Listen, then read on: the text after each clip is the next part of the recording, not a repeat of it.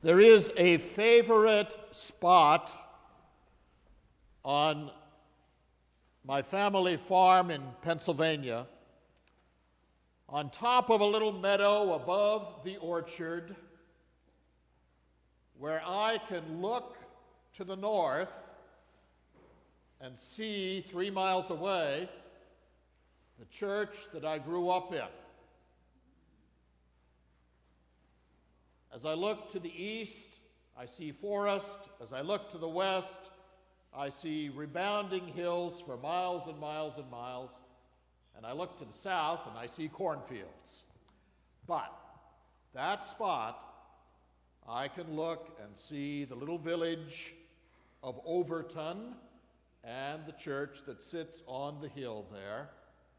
And it always reminds me of so many moments when people with amazing abilities did remarkable things in that tiny little church.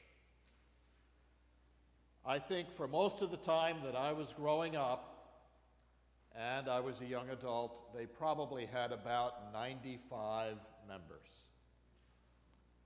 And they just never let it hold them back. There was a preacher there. This is out of the German Reformed tradition. And the German Reformed side of the United Church of Christ came and joined with the Congregational tradition over a period of years, but basically the last union was in 1957. And so that's how you get a character like me coming from Pennsylvania to minister in a Congregational church in New England.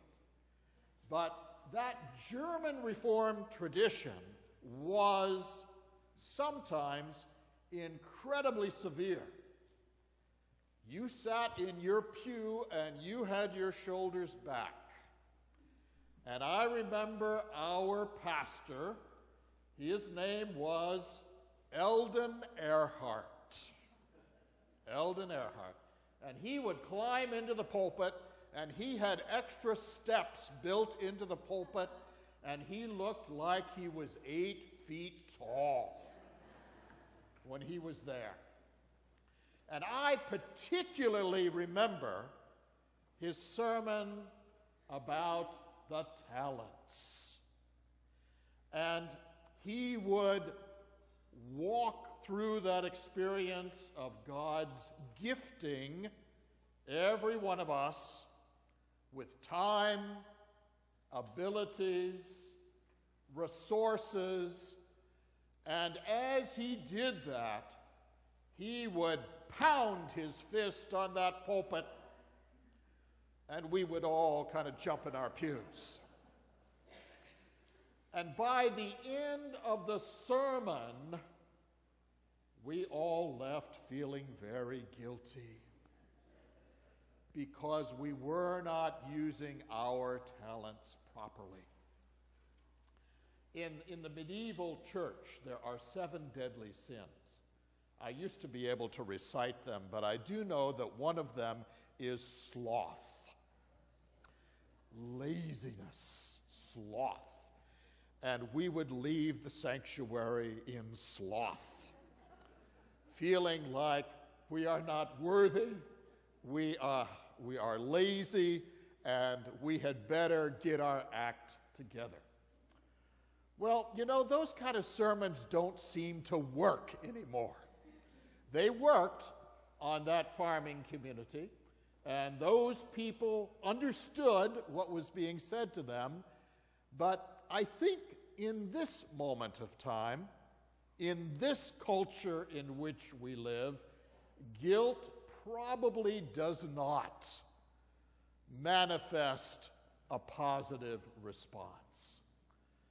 I do think, however, when we take ourselves out of the world and we enter this sacred space and we think for a little while together about the profound love, energy, and compassion that God has for every one of us, we sense that call, we sense that desire, we sense that purpose in the living of our lives that takes us to a different place than our routine takes us.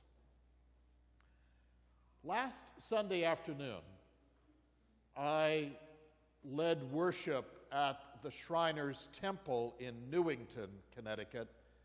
And as you know, that is a part of the Masonic organization.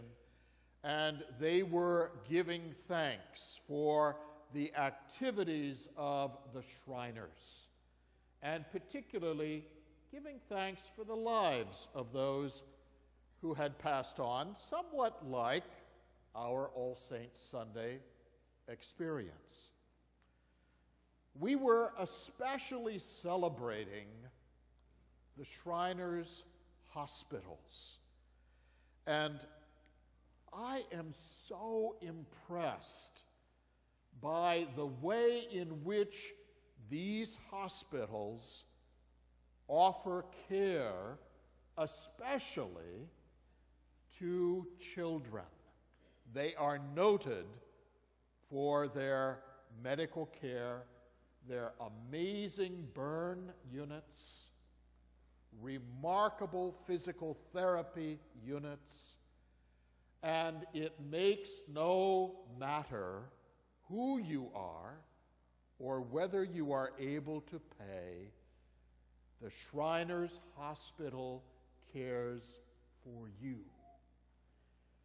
And in a very profound manner, that illustrates something about this story that Jesus is sharing with us. It doesn't matter.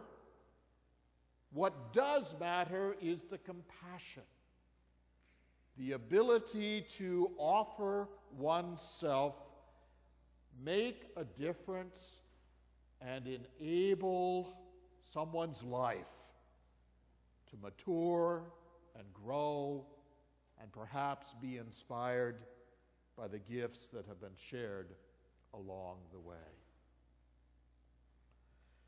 Today, as we think about talents, biblically now, this idea of a talent, 15,000 denarii, is a vast sum. But our life,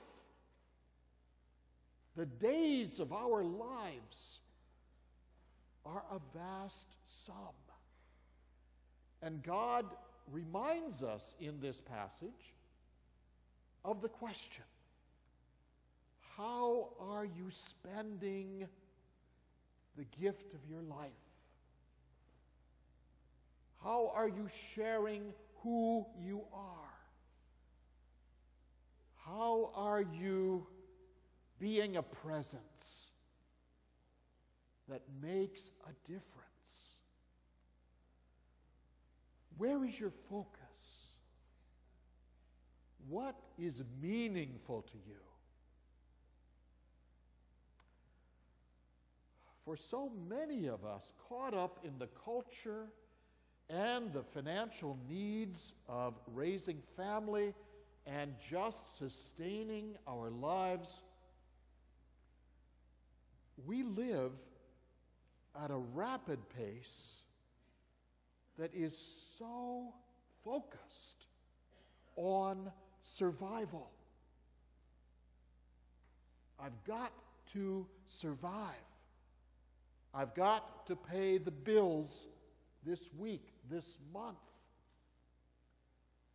And there is precious little time to think about how I will do something beyond that with my life. By the time I pour my heart and soul into my family, my children, my grandchildren, my circle of friends,